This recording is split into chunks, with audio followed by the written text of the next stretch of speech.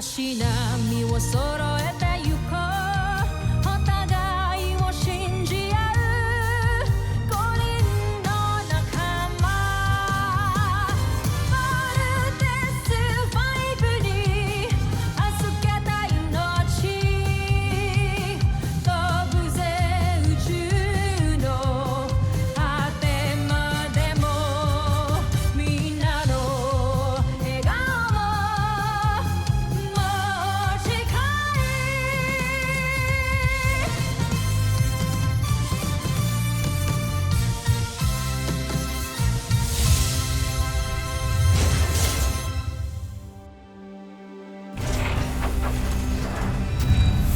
Ang nakaraan sa Voltes 5 Legacy.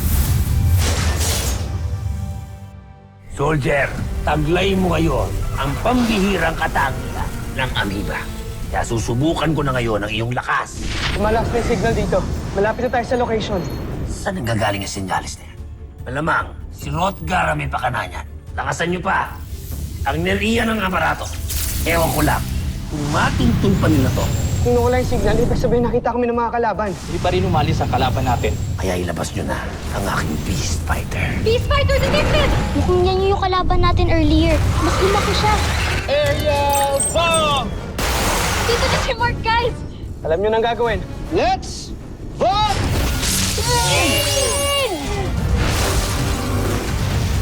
Para siyang naging tikbalang ah. Pagkakataon mo na to para makabangi kay Voltes 5. Tuloy mo ba yan? Ultra electromagnetic beam! Little John, divert all power to arms! We need to break free! Oh, loko. Masarap ba? Laser sword!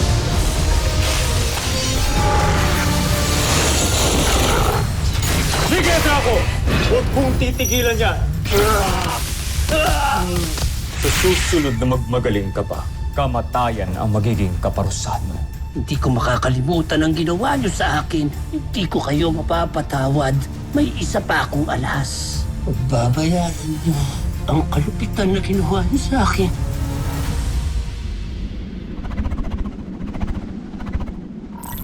Huwag kang mag-alala, Zul.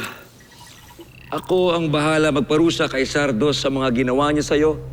At sa lahat ng kahihiyang inakyat niya sa pamamahala ko.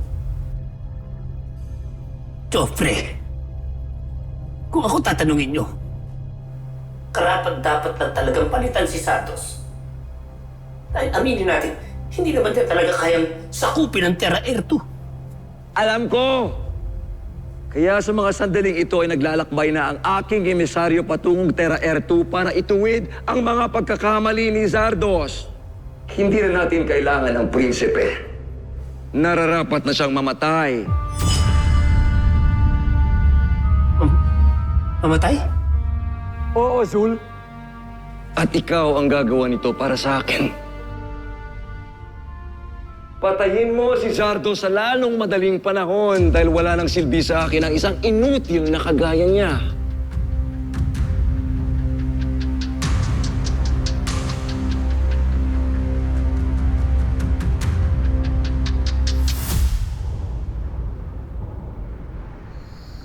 Little John, gabi na.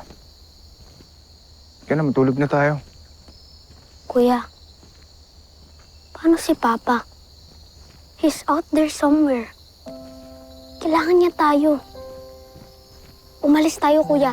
Sabihin natin kay Kuya Steve. Dalhin natin yung vault machines natin. Hanapin pa natin siya, Kuya. Gusto ko na makilala, makasama yung totoong Papa ko. Papa natin. Little John, makinig ka kay Kuya, ha? Hindi kasi tayo papayagan ni Dr. Hook hanggang hindi nalalaman ng CBF yung exact location ni Papa. No choice tayo kundi sundin yung protocol na yun. Tsaka hindi tayo pwedeng lumabas nang walang order yung commanding officer natin.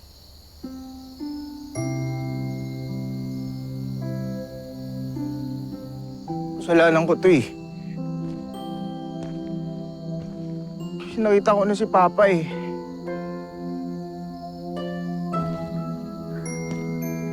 Kunting-kunti na lang matatakas ko na siya.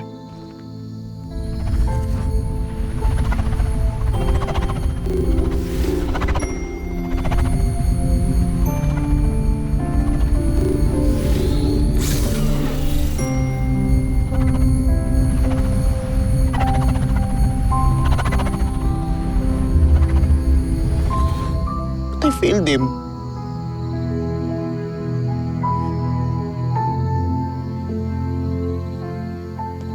Napaka-loser ko talaga. Lahat ng tao nadidikit sa akin. Lahat ng tao nadidikit sa akin, nawawala pa eh. Si Mama. Si Judy. Tapos ngayon naman si Papa.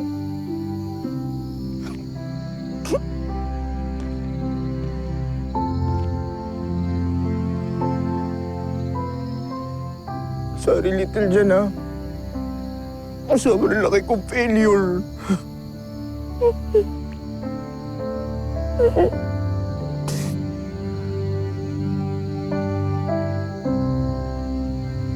Alam mo, Kuya, hindi ka naman failure eh. Mataba ka nga lang pero di ka failure. Ano ka? Nakasar ka pa eh. Ano kung hindi lang kita love, tagal na kitang ginulpi. Pero huwag ka na malungkot, ha? Importante, alam natin ngayon na buhay si Papa. At mabubuo tayong lahat ulit. Yun na lang yung pag-pray natin na sana si Papa yung prize sa lahat ng mga sakripisyong ginagawa natin para mailigtas tong buong mundo. Okay? Bubuo tayo ulit. Kakasama-sama tayo ulit. Tulad nga nasabi ni Mama, be brave, Be strong. be strong.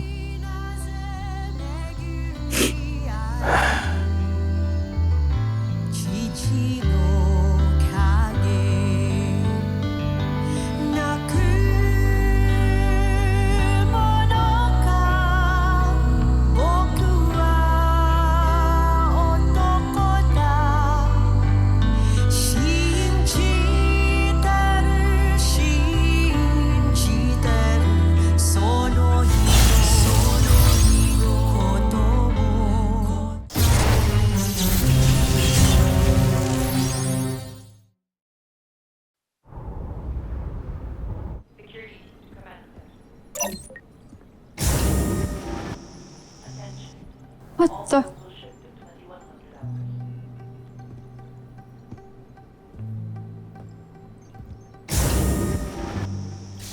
Flowers for you, Miss Jamie Robinson. Ano to, Mark? Dinner. Para sa'yo. Ano? How did you get in my room? And... Mark, where's my bed? Grabe ka naman, yung pa talaga napansin mo. Di man lang tong pinaghirapan kong setup. Sorry. It's really cool. Grabe yung effort, ah. Eh, kasi naisip ko lang naman, nung huling ginawa ko sa'yo to, napangiti kita. So, please take a seat. I was just hoping to see that smile on your face once again.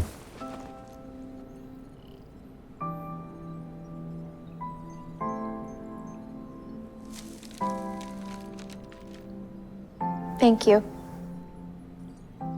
Ayan, kain na. Baka mamaya lumamig pa to eh. Eh? Are you expecting someone? Come in. Door open. Jamie, gusto ka lang.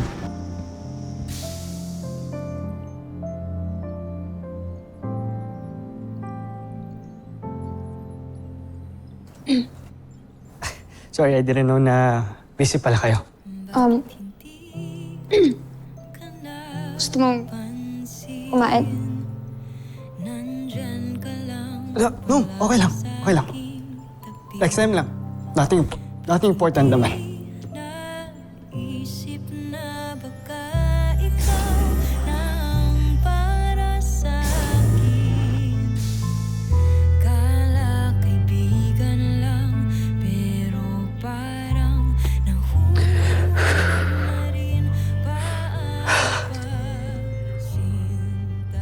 Jamie, alam ko palang favorite mo tong Japanese food, kaya inaaral ko talaga lutuin lahat yan para sa'yo. Talaga? Tikim nga.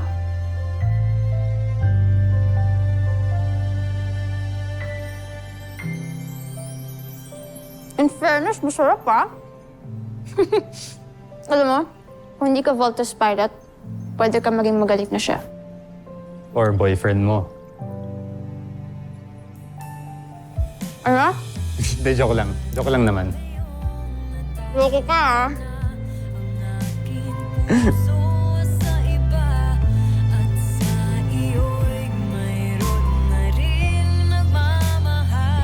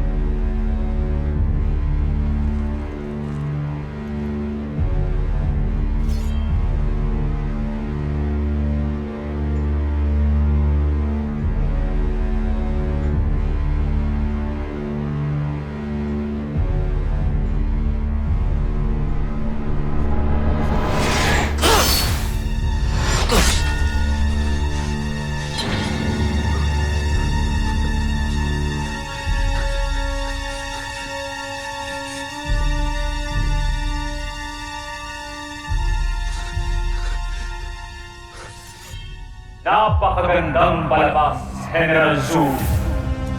Isa kang traitor.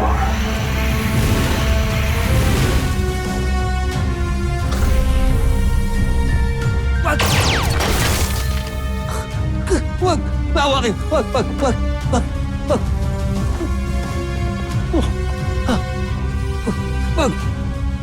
Akala mo talaga, Zul, ay mapapatay mo ko nung ganun-ganun lamang. Napakatalino ng ating prinsipe para isipin mo mauuto mo siya. May kutob na akong gagawin mo sa akin ito, Zul. Ngunit, hindi ako kasing bobo mo. Patawarin mo ako, Joffrey! Joffrey! Bawa ka sa akin! Bawa ka sa akin, Joffrey!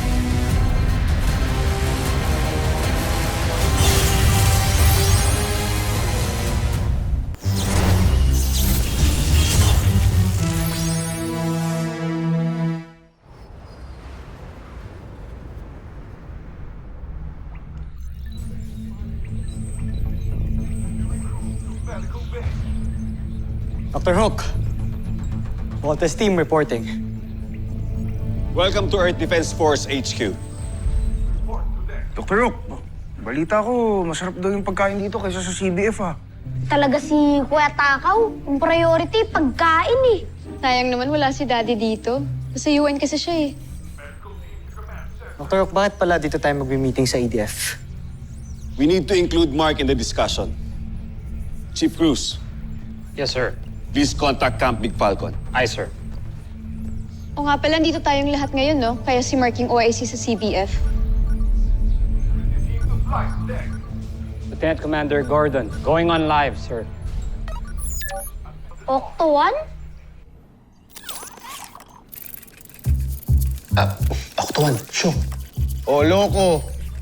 Busted ka ngayon. Ginawa mo pang coffee machine si Octoan ah. Dr. Hook, everything's okay here at Camp Big Falcon. So, Dr. Hook, bakit ho dito sa EDF tayo mag-meeting ngayon? Because we have another Busenian visitor here. Busenian visitor?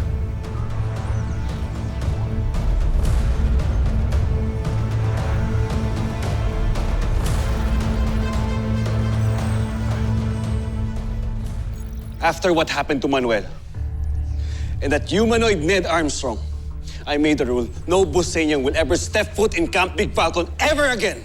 Tama. Dahil nakakota na tayo sa mga unwanted visitors sa CBF.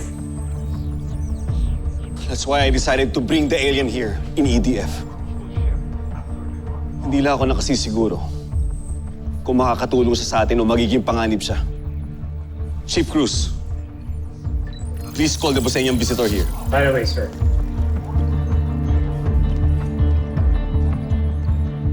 Bukod kay Kuya Manuel at Ate Judy, ngayon lang tayo makaharap ng Busenya na di nagpapanggap. Sino naman tong alien na to? Wala akong pakialam kung sino pa yan. They're humanity's sworn enemy. Pare-pares lang silang dapat ma-eliminate sa planet natin. More like the universe. Tama, mga bad sila.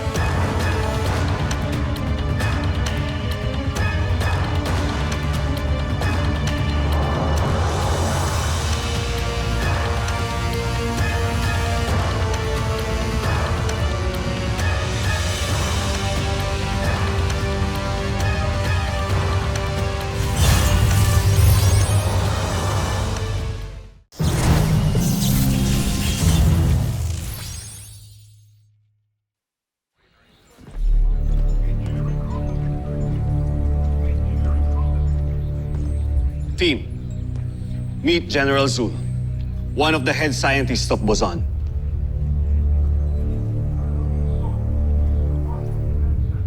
Siguro ikaw ang in charge sa mga beast fighters, no? Yung mukhang butterfly? Kalabaw? Samurai? Hito at little dinosaur? Ako nga. Pero isa lang ako sa mga lumilikha ng mga beast fighters na nakakalaban nyo. 3 kaming general ni Prinsipe Santos. Wala akong pakialam dahil ikaw pa rin yung pumatay kay Mama! Lieutenant Armstrong! Calm down! Easy, Big Bird. I'm curious to know why he's here. Huwag niyo akong saktan. Hindi ako kaaway. Narito ako para humingi ng saklolo sa inyo at makipagkaibigan.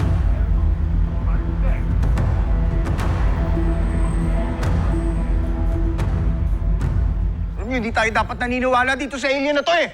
Tara, saktan na natin yan! Team, at ease! There's no need to worry. We took the necessary steps to make sure that he's not a threat. Tiniyak namin na wala siyang dalang armas at hindi siya magiging panganib sa atin dito sa EDF. Hindi lang ako nakasisiguro kung makakatulong ba siya sa atin o magiging panganib siya. Tinitiyak ko sa inyo na hindi kayo mabibigo sa pagkupkup sa akin. Kaya ng sabi ko, hindi ako kaaway. Iisa lang ang kaaway natin. Yun ay ang pinuno namin na malupit, na mananakop ng inyong mundo. Walang iba kundi si Prinsipe Santos. Si Prinsipe Zardos, ang prinsipe ng mundo namin at ang pinuno ng Bosenian Star Empire na inutusang sumakop dito sa planeta ninyo. Prinsipe Zardos. Galit ako sa kanya. Dahil isa ako sa pinagmalupitan niya. Kaya maawa kayo sa akin. Tulungan niyo ako. Tulungan niyo ako. Marunong palang umiyak at makiusap ang mga Bosenians. Alam ko, mahirap akong paniwalaan. Oo, General ako na aming imperyo.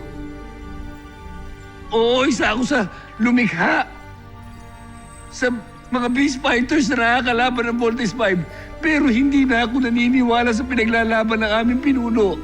I knew it. Hindi siya karaniwang Bosenian.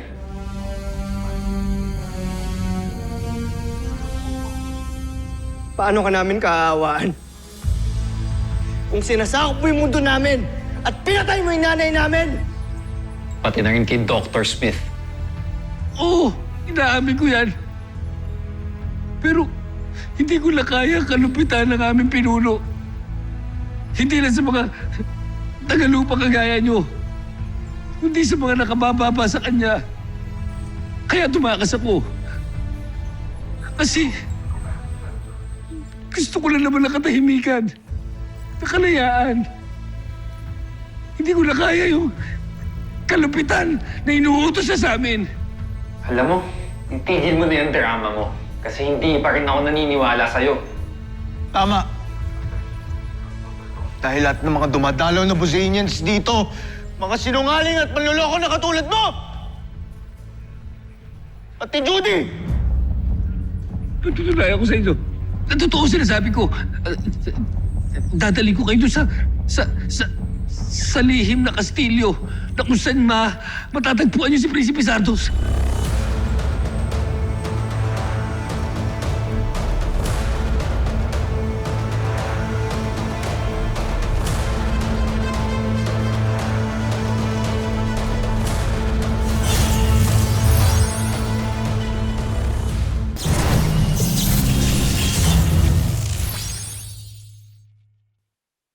Kuya Steve, Dr. Hook, kailangan natin na-check yung lugar na sinasabi niya. Baka nandun si Papa. Baka nandoon ang papa nyo? O baka trap na pwedeng pumatay sa atin? Guys, ito na naman tayo eh. Tanging siya lang yung nakakaalam ng totoo.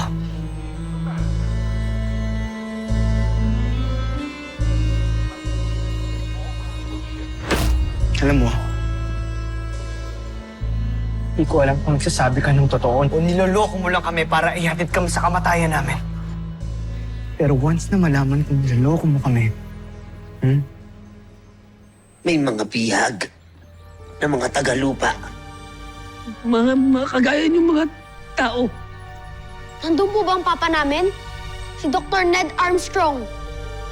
Ned Armstrong? Si Ned Armstrong. kilala mo siya? Hindi. Niloloko mo ba kami? Hindi ko alam. Hindi ko alam kung nandun si Dr. Ned Armstrong. Hindi ako nakakasiguro kung nandun siya. Malamang nandun siya. Maaaring nandun siya. Hindi na ako nakakasiguro.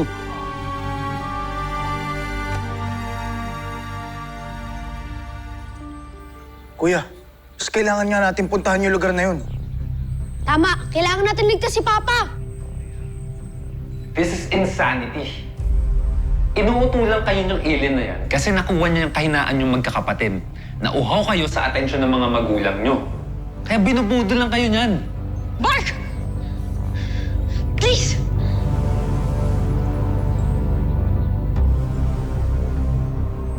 Dr. Hawk, what do you think?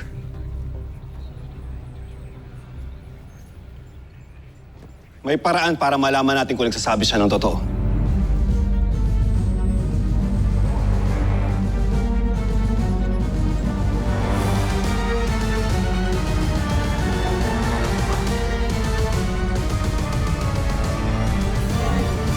Susunod sa Voltes 5 Legacy.